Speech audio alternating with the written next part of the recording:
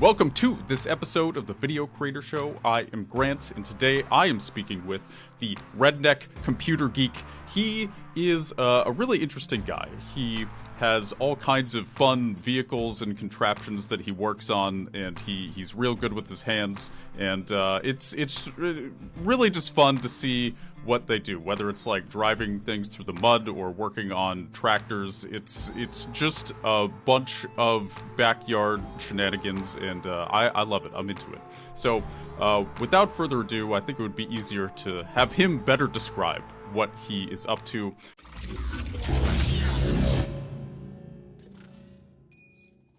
How you doing today, Neil? Doing wicked good.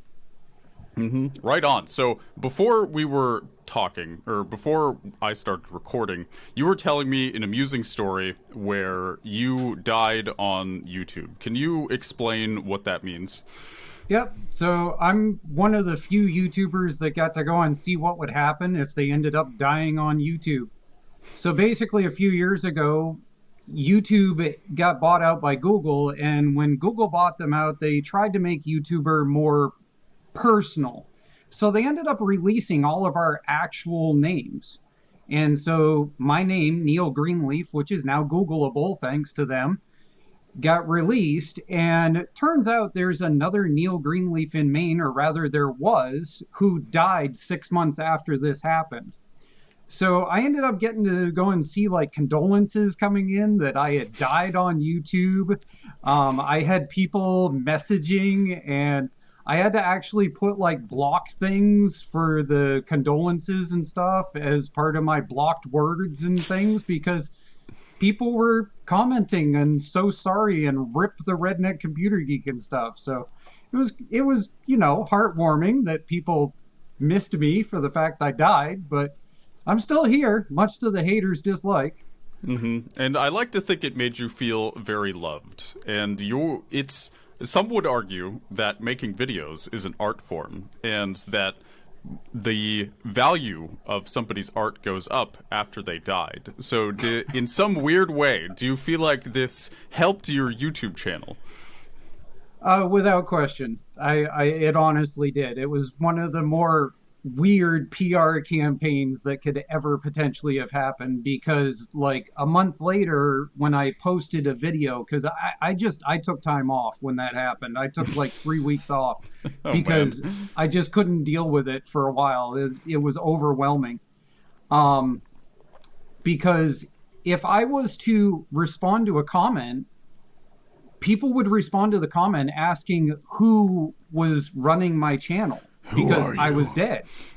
So it got really confusing for a while. But then when I released a video and I did a subscriber update and showed the fact I was walking around and I was perfectly fine and stuff like that, you know, the response back was amazing. Like, it was really supportive, and it was also about the time that I decided I was going to quit my real job and become a full-time YouTuber. So, you know, as far as an energy boost is concerned, I couldn't have had a better situation, unfortunately, at the poor demise of the other Neil Greenleaf. Yeah, and which the other aspect of that is he actually died within about 30 minutes of where my family actually originates from. Wow. Did you know this guy at all, personally? No, I did not know him. Did you know of him? No, I actually didn't know anything of him until after the death had happened, which is really weird because, see, my last name is Greenleaf, but I'm of a dead group. My son is literally the last of my lineage. There's none of us at all. But yet there are thousands of Greenleafs in the state of Maine. But I'm not related to any of them whatsoever. And the irony that one of them would have Neil spelt exactly the same with me. And yeah, it just was one of those scenarios. But as a YouTuber, you run into a lot of that kind of stuff, because being a YouTuber massively shrinks your world. There's so much about social media and today that connects everybody and shrinks everything to the point that, you know, things happen so quickly nowadays, and people have such a low attention span these days. Mm-hmm. And it's changed so much in 12 years. Like, Mm-hmm. I tell people, if you want to find out how old a YouTuber really is or how long they've actually been on YouTube, ask them if they ever got a YouTube check, a real physical copy check. They were Mm-hmm. discontinued about 11 years ago. And that's always been one of my things, is I always ask people, so how hard was it to cash your first Google check? Because my first time I ever cashed a Google check, I actually had to go through a 3-day waiting period with my bank to make sure that I wasn't scamming them. Right. Wow, those were the days. Huh. So you are a true YouTube OG, and like, what has it been like doing this for so long, and then finally, after years of doing that, taking the plunge into full-time YouTube? Like, did that feel like you had finally realized a dream you had been working towards, or was it kind of over the course of producing these videos? Did it kind of slowly dawn on you that you could really make a career out of this? It's it's been a back and forth battle. There's no Cinderella story whatsoever for me when it comes to it. It's been a right royal uphill fight. Um, Here in Maine, our cost of living is kind of a real gray area up here. Like, if you want to just survive and you're okay with, owning a small little piece of property, making sure you can pay your heating bill through the winter and stuff like that, it's easily doable at about 25,000 a year without too much of an issue. Like, as a So, single person, or like a yeah, family? it's me, my 3 year girlfriend and my son. So I Mm-hmm. mean, it's easily doable at 25-30,000 a year. Okay, And I she got you. pulls a full-time job also, but she's currently putting that towards killing off some old debt, which is awesome. I mean, that's how it should be. Um, but pre-COVID situation, I was literally only working 3 days a week. I told everybody that I had retired at the age of 35 because I was working 3 days a week, about to clear $50,000 a year. Wow. I mean, I was making double what I really honestly needed to survive here in Maine without any issue. Hmm.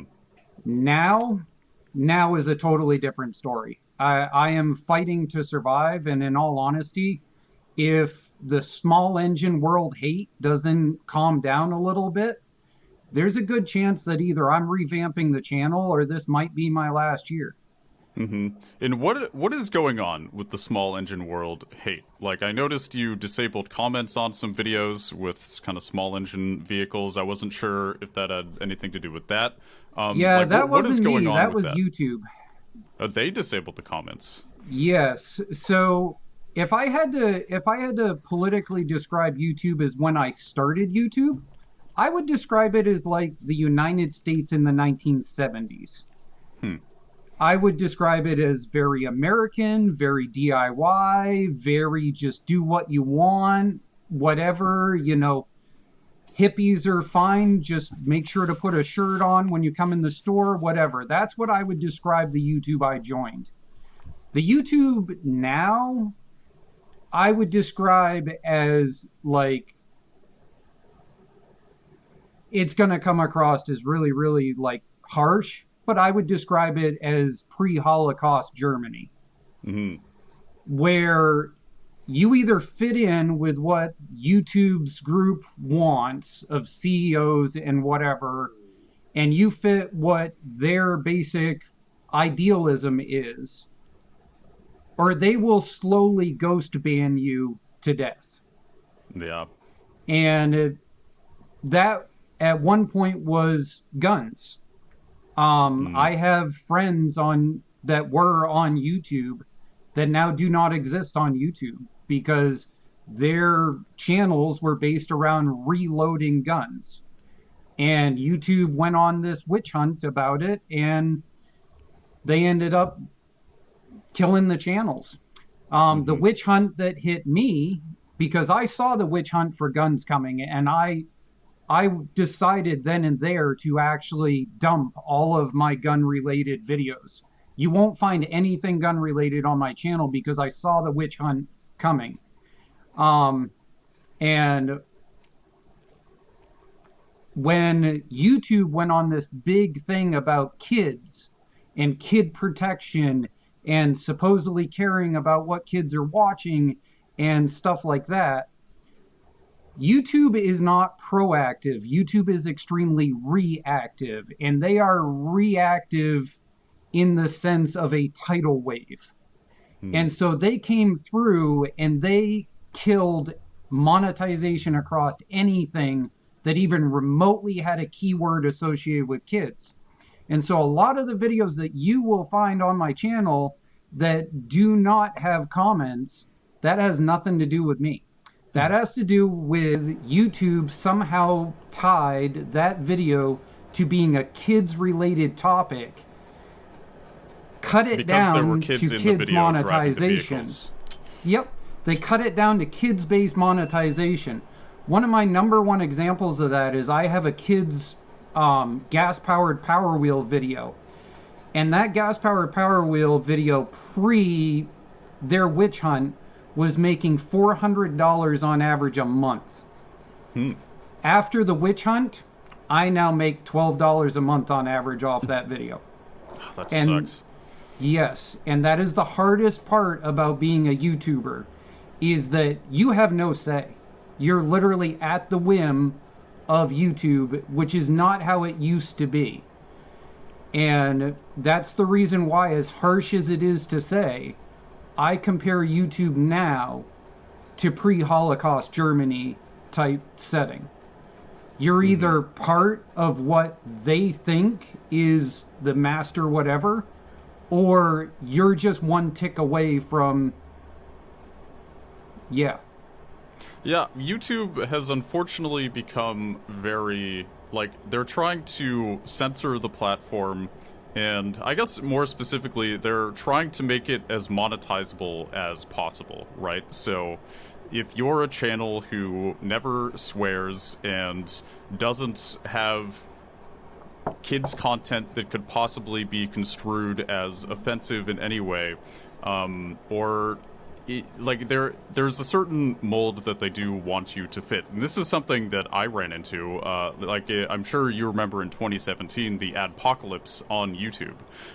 Yep. Like my channel Treesicle, a video game channel, the content on it especially at the time, it was on the edgier side. Like there was a lot of swearing. We would cover games that maybe had some violence in them, and I mean, most of our videos got demonetized and suppressed during that time, and potentially onwards as well.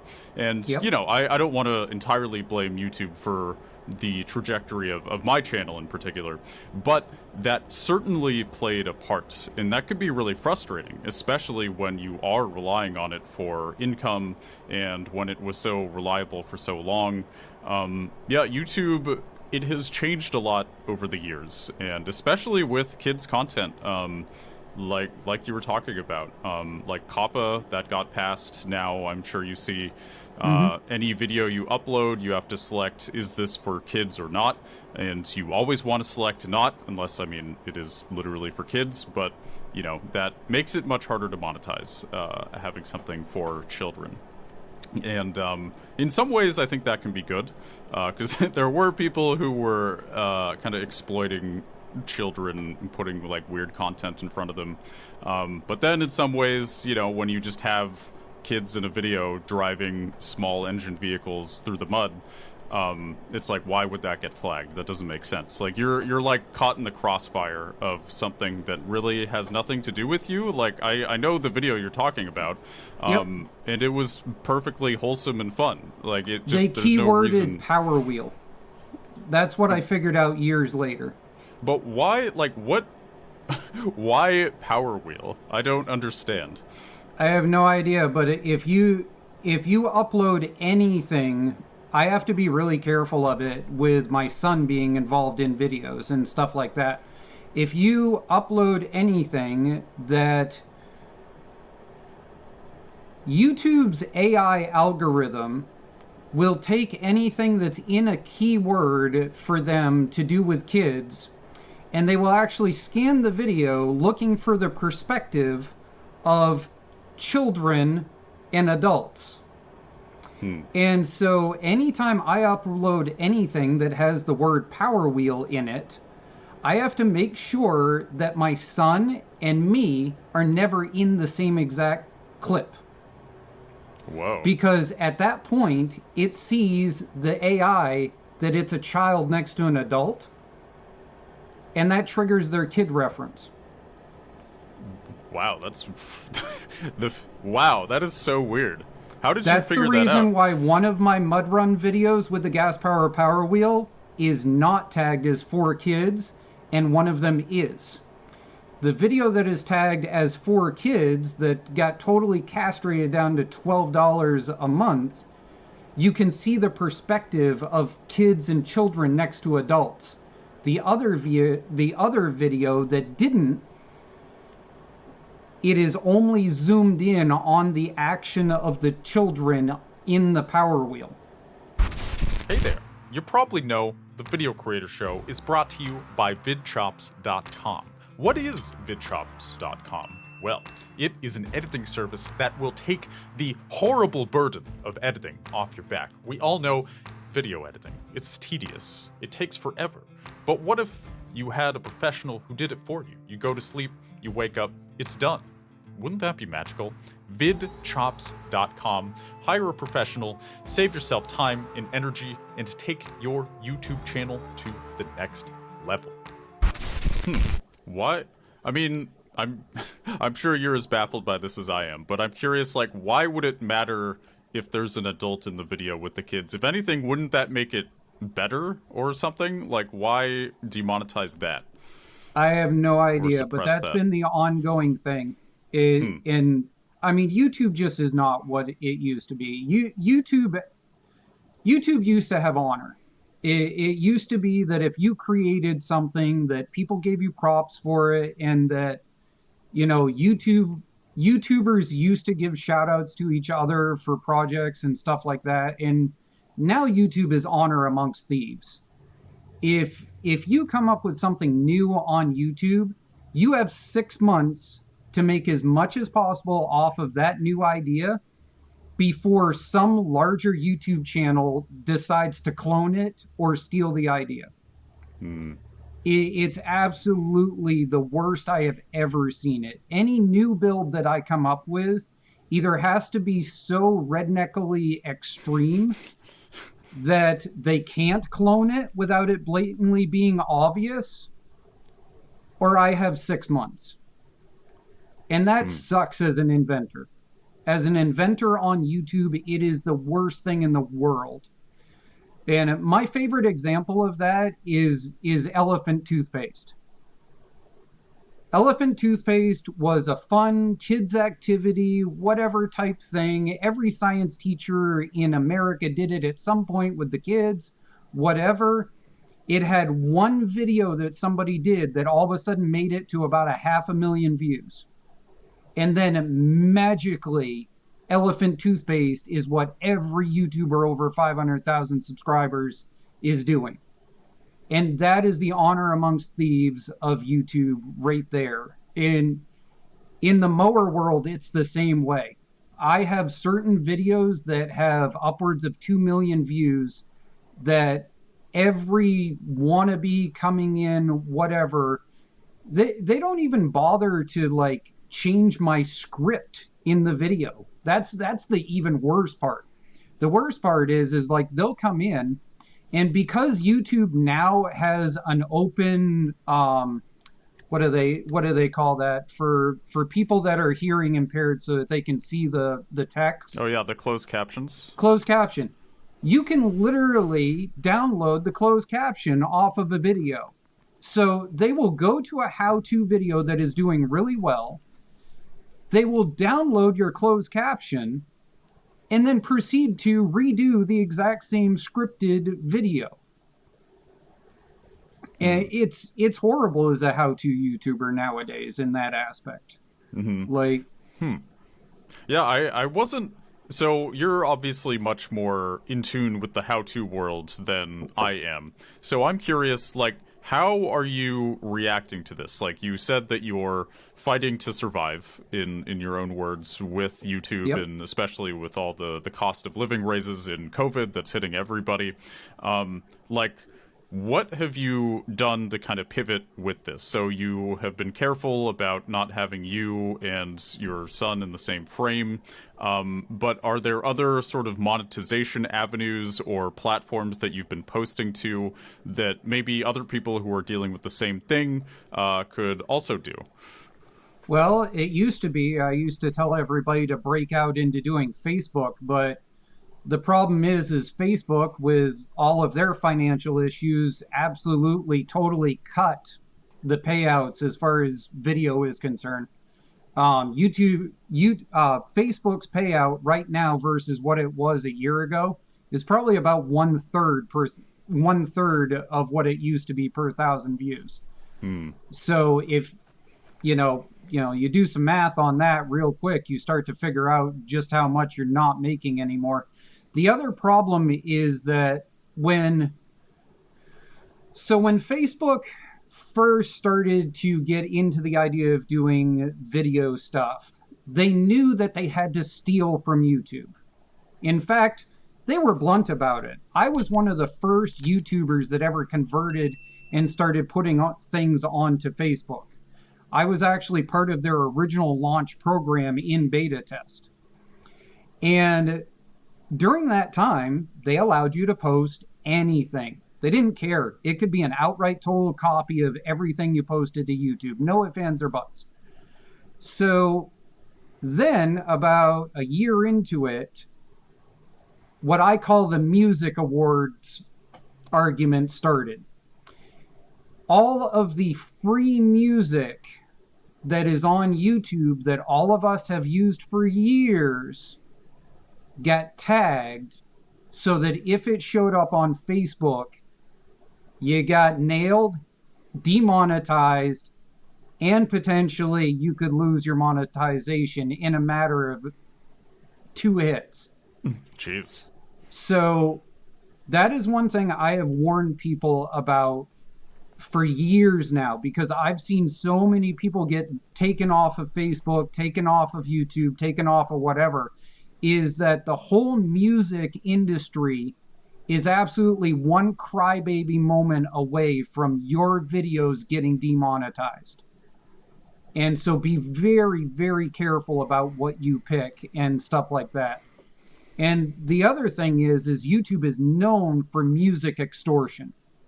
It is known for watching for a video to all of a sudden go micro viral, and then they will come in and they will put a copyright claim on the video for some part of the music that could be construed as another type of music.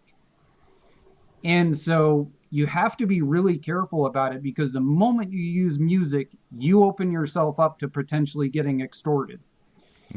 And that's the reason why I try to either voice over or talk through or limit boredom moments in video as much as I possibly can. And I never touch music unless I have to. Yeah, I mean, music is a tricky one. Like, that's something I've dealt with before as well. We would put all this work into a video and then upload it, and we'd be just ready to post it, and then it would get a copyright flag. Though that was on YouTube, and it sounds like Facebook is worse. I have heard that Facebook is actually more, like, they can just delete your entire account, or maybe not delete, but like basically ban it. They will without any notice. They will outright, without notice, decide to just club your whole channel. I've had it happen twice now. Wow, yeah. And And you can still get it back, but you have to fight for it, and it's maybe they'll it club wasn't the your whole same after. channel right back to square one, and they will not allow you to monetize until like 60 days later. And whether you prove that you were right or wrong, they still hold to the 60 days. Um, Jeez. and then the worst part that I've had happen with Facebook, which is why it is, I I call Facebook my lottery money, because Facebook is horrifically inconsistent on what it pays. You might get a video CPC of like $20 one month and have the exact same type of video or something get a $6 CPC the very next month. Their monetization is horrifically all over the place. And the other thing about Facebook is that Facebook allows the advertisers to focal on a particular channel, on a particular video, on a particular anything. And so if you just plain don't have something that hits on some sort of keyword, you'll get dumped down into making like $2 per thousand views. Dang. And so Facebook is all over the place. It's all just lottery ticket when you upload to Facebook. They're not consistent whatsoever. And the other thing about Facebook is that if there is any kind of monetization argument with Facebook, they don't lock out the one video. They lock out the entire channel. And so you're not locking out like $50. You're locking out like $500. They're so all or nothing that it's really scary and crazy at some points. Well, so clearly Facebook, like, it's worth posting there, but it's kind of lottery money, as you Yes, call it. exactly. So, iWord Facebook is like that gas station moment where you got a couple of extra bucks, and so therefore you buy that scratch off ticket. Because that's the thing about Facebook. If something does happen to trigger with people on Facebook, it goes absolutely bonkers. Like, I was posting ice racing videos from I run a second channel kind of as a side thing called RCG Racing. And I was posting ice racing videos. And the ice racing videos might make me $25, $50 here, enough in order to pay for the day going there and some gasoline and stuff. But the ones that happened to hit, and for some reason people just started sharing them, easily in a matter of a couple of weeks would be a $2,000 video. And how many views would that take to get $2,000 Millions. on Facebook? Okay. Millions. The thing about Facebook is that when you have a video that hits on Facebook, it is a snowball effect. And the other thing that I warn people about Facebook versus YouTube is it's kind of the yin and the yang of the video world. On YouTube, you tend to make more if people are positive about your video. On Facebook, you tend to make more money if people are hateful on the video. Right. And here's the reason. The way that Facebook works is that if somebody comments on your video, they analytically think that 10% of that person's friends might potentially want to see the same thing. They don't care whether they commented that they think it's the most moronic thing they ever saw, or whether they thought it was beautiful, or they whatever. The moment somebody comments, it triggers Facebook to think a certain random percentage of that person's friends might potentially want to see it also. Facebook tends to be a very negative place. It tends to steamroll easily into negativity. And so the irony is when I post a video oftentimes to Facebook, I will deliberately put a moment of stupidity on my part, or fake stupidity, or something that went wrong, or whatever, about 30 seconds into the video. Because then you get that, you know, keyboard warrior, you know, really ought to get punched in the face person that goes, "Oh, you're such an idiot, blah, blah, blah, blah, blah, blah, blah." And then meanwhile, I sit here and go, "Cha-ching, gotcha." That is a valid strategy.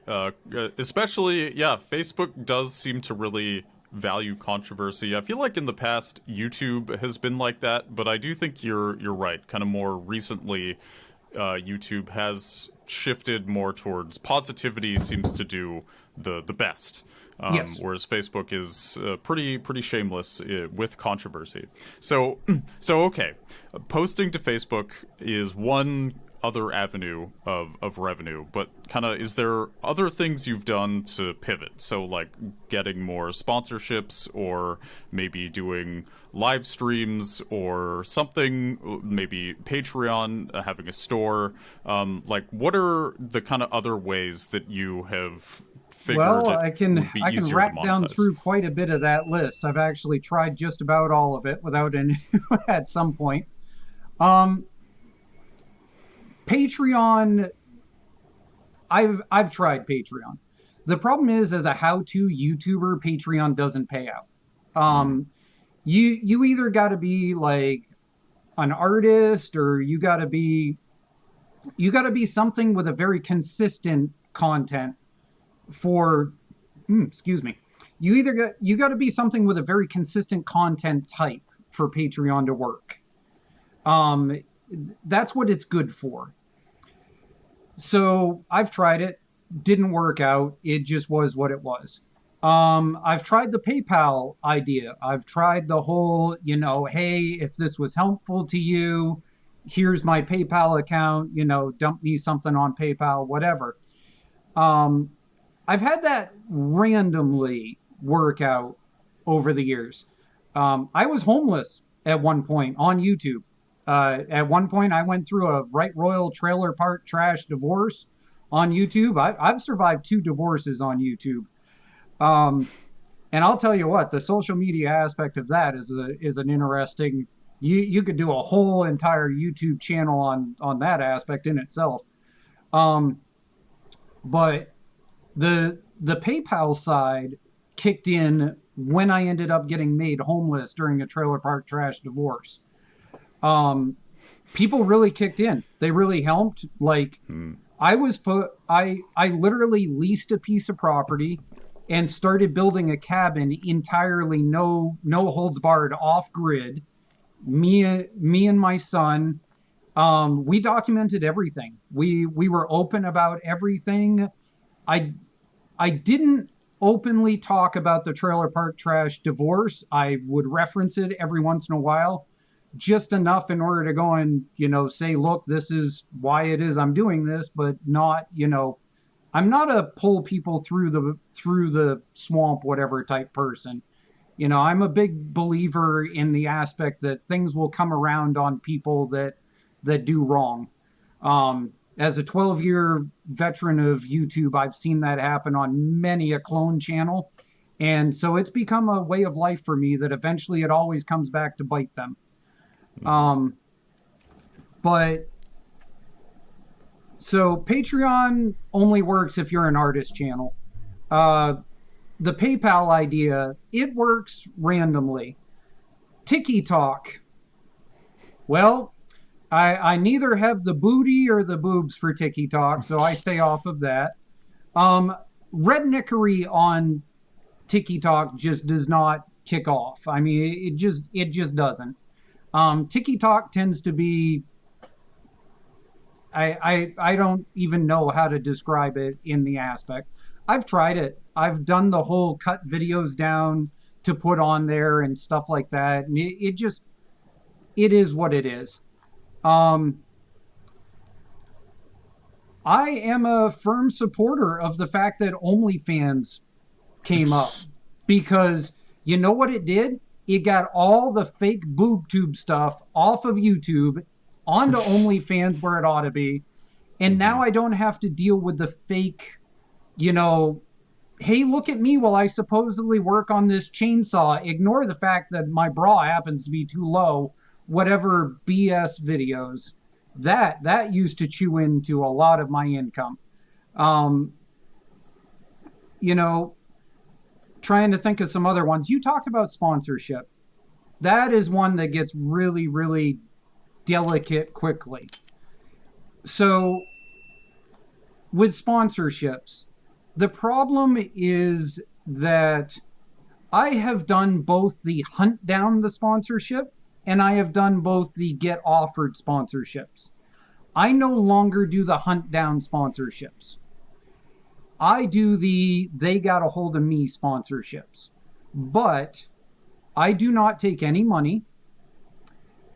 And the very first thing that they get for an email from me is you send me the item. You have to drop ship me the item. I refuse to do any purchasing whatsoever because of all the scammer review junk that happens on Banggood.com, Amazon, eBay, all that kind of stuff. That is the number one scammer way to do it, is to send you a good item that they get you to give them a PayPal so that they can send you the money to buy the item, so that then you will make a 5-star review for the item because you have the purchase for it. And then that way, they've got you as the YouTuber with your big YouTuber name having the item reviewed there as a 5-star review. That is a giant red flag. If I get any kind of item that comes across my desk in my email that has a slightly larger YouTuber as their top review, whatever type thing, and shows that they purchased the item and all that kind of stuff, instantaneously I will not work with that product. Because I know that they did shammy stuff in order to be able to get that YouTuber to sign up that 5-star review. So if they send me something, they immediately get an email that says, I get to say whatever I want. I get to use it however I want.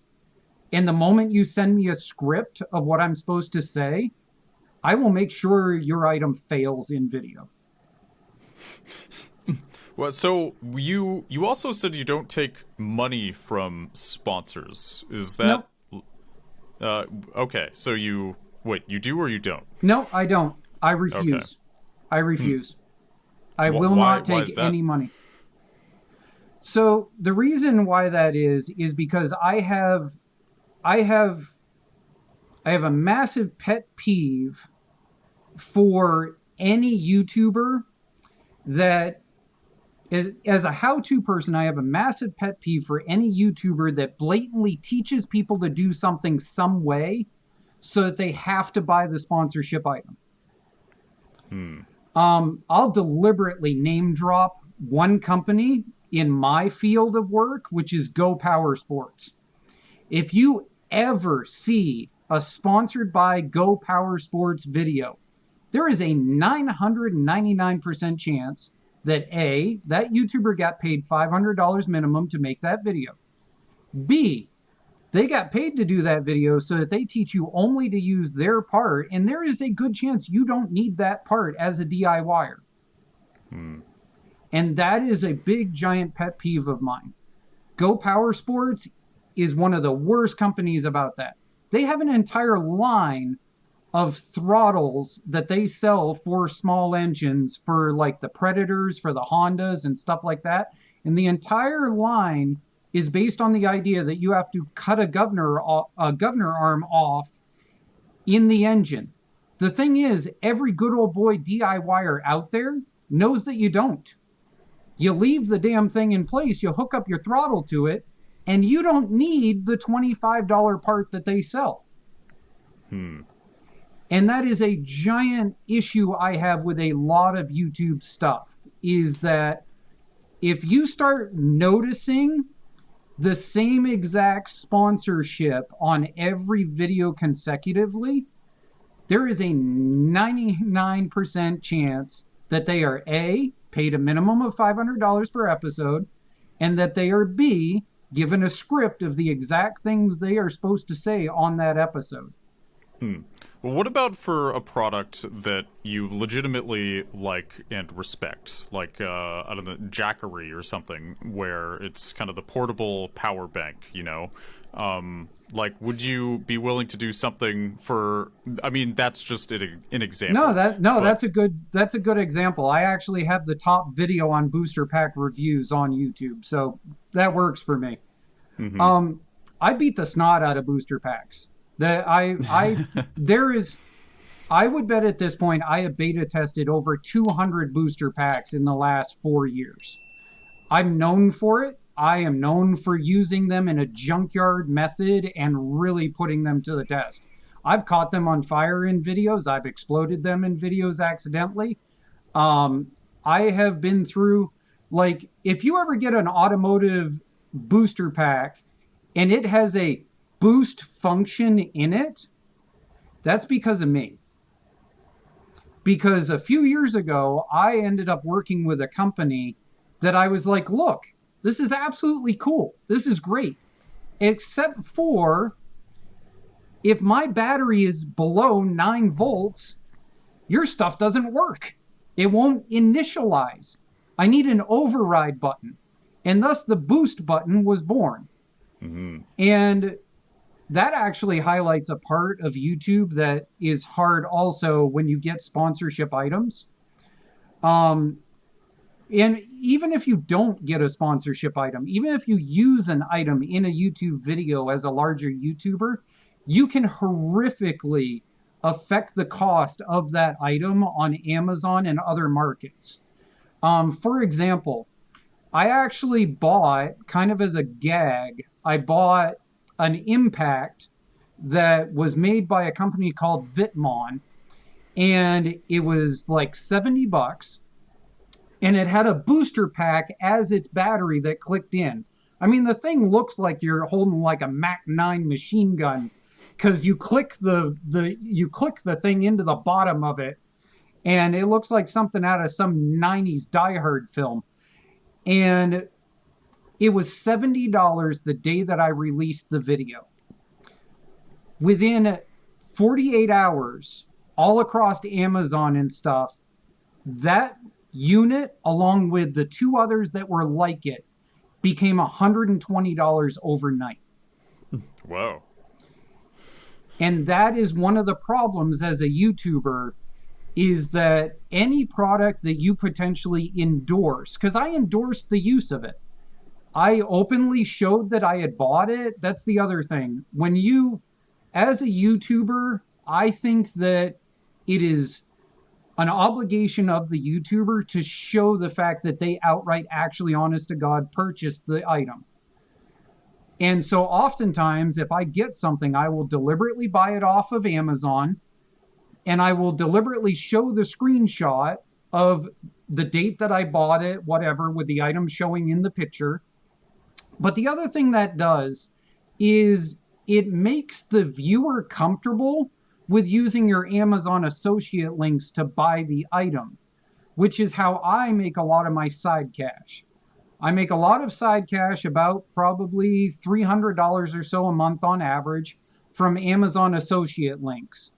As a how-to YouTuber, that is absolutely the best side hustle you can possibly get into, is the Amazon associate links and stuff.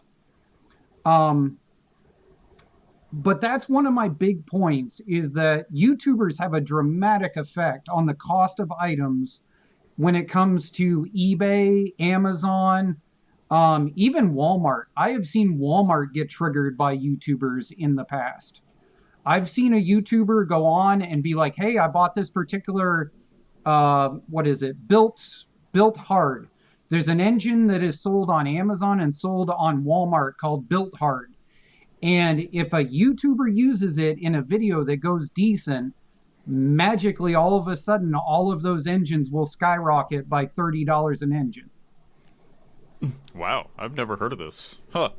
That's, I mean, this is a whole different sector of YouTube that, like, for me, kind of in gaming or anime or whatever, it's, I guess, I haven't noticed this, but with DIY, like, why do you think this section of YouTube or these companies do this in particular, whereas others might not? Like, do you think there maybe is a, like, with the products they're selling, maybe there's more of a necessity, right? Like, if somebody's buying something like this, they feel like they need it to fix something that they need. Whereas if I'm selling like a VPN or something, or if I'm sponsored by a VPN, like, you don't need a VPN necessarily. I mean, Yeah. it's maybe a good idea to have. But if you're trying to fix the engine in your car or something, then maybe they can get away with doing that. I guess that's kind of the first thing that comes to mind. Yeah, anything that's supply and demand is always going to have an aspect of fluctuating prices. The thing about Amazon is that Amazon allows sellers to actually track their warehouse quantities versus sale price. And when there's a spike in sales, they can actually trigger a spike in price. And that is where I'm pretty sure most of the reaction comes from. Is I think it's an automated AI type reaction for the most part. And fighting with AI has become a giant aspect of YouTube in itself anyway also. But That's interesting. I mean, that would make sense too. If like the volume goes up, then an algorithm gets triggered to raise the price, basically until the volume starts going down again. I work with a company called HIPAA Carburetor. Well, actually, they call themselves HIPAA, but I pronounce it HIPAA because that's how it's spelled. But I work with them, and I always jokingly call them the best of the Chinesiums. And they know it. They've sponsored. Actually, this banner behind me is actually a Christmas gift from them as one of their prime sellers. And the HIPAA openly shows the number of carburetors in stock on their Amazon page. And you can literally watch that the moment the carburetors get below 10 in stock, the price jumps $10. And wow. It just is what it is. It's supply and demand. And you got to remember, a lot of stuff nowadays is no longer made in the United States. So if HIPAA is sitting there with a bunch of them in a warehouse in California, but they know that they have to restock from Chinesia land, then they know there's a certain potential downtime if they run out. So if they know they're going to run out, they might as well make the most out of what's left before they run out. Yeah. Yeah, that's just good business, I guess. But, that's a weird world where robots are controlling the prices of things. But that's the reason why, as a small engine guy, I've told many, many, many small engine shops that I've worked with over the years and stuff like that. I have a network of people in my area. The funny thing is I actually basically make a living off of basket case machines that nobody else wanted to frig with. That's literally where I make my money, is nobody else wanted the thing, so I bring it home and I make it come back to life. But what I tell them is you should buy 3 carburetors from 3 different Chinesium companies and figure them out, figure out what works, and always know that you can buy whichever one and be able to tweak it, because they all do it now. Between HIPAA, LabWorks, and Carball are 3 Chinesium companies that I deal with on a regular basis for product. And all of them do it. You can tell the moment they start to run out of carburetors in California, because all of them will skyrocket in price. But I know what the quirks are of each of the 3 brands. And so if one skyrockets in price, I go to the other 2, and vice versa. Wow, that's fascinating. So, okay, I feel like we've gotten a good idea of kind of the struggles you've dealt with, the ways that you have pivoted to deal with them. But I'm curious, now that we're getting towards the end of our hour here, like, what is your golden rule piece of advice that you would give to somebody who has maybe just started making videos, or they haven't even started yet and they want to have a YouTube channel with 100,000+ subscribers one day? What is your golden rule? Your friends don't give a shit. No, seriously, that's like the number one thing that I see with beginning YouTubers. The real reality is you can have 100 people that are your friends with and stuff like that. And out of that 100 people, there's only one that's going to give a damn that you started a YouTube channel, that you're trying to make a YouTube channel, that you're whatever. Nobody cares that your YouTube channel exists until you clear 10,000 subscribers. I don't know what it is about that 10,000 mark, but for some reason, I've worked with a lot of channels. I've worked with a lot of people in growing channels because I am a very firm believer in networking. I'm a very firm believer in networking with other channels that have an overlapping topic. For example, as a 5-second example, I 3D print small engine parts. I 3D print my own intake manifolds. I 3D print my own covers. I 3D print my own gas pedals with special writing on them and stuff. So I work with another channel called Ethereum. And Ethereum specializes in the 3D printer that I use. So I have the 3D printing aspect, but I'm not attempting to be a 3D printer channel. And I overlap with them, and we trade information back and forth, and we trade shout outs and recommendations back and forth. And if I had to go and say anything to a smaller YouTuber attempting to get into it, is that overlapping network of building each other up a little bit at a time is definitely what I would say. Like, there's an old photo that goes around about two men in a hole. And one man is at the bottom of the hole and looks up and says it's undoable. The other man is over in the other hole digging a little bit out the side so it collapses down in so he can get a little bit further up until he makes steps out of the hole. And that's the way building a YouTube channel works.